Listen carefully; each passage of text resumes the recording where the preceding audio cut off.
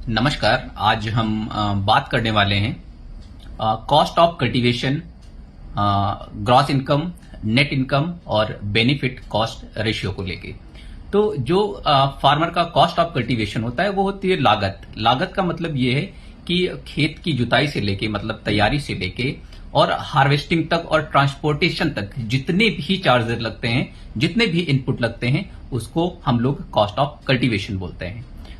इसके बाद आपका आता है ग्रॉस इनकम। ग्रॉस इनकम का मतलब यह है कि जो फार्मर का आउटपुट आया, आउटपुट का मतलब मान लीजिए रबी में आपने गेहूं की फसल लगाई, तो गेहूं की फसल में जो आउटपुट आता है वो होता है ग्रेन और स्ट्रॉ।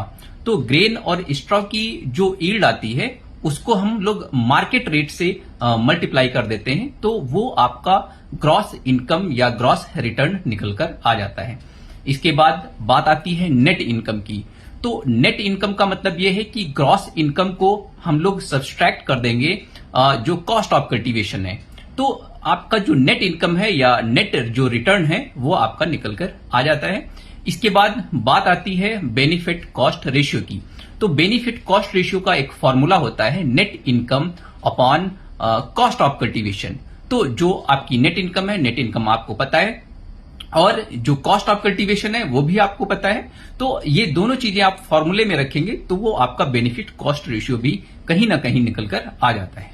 धन्यवाद।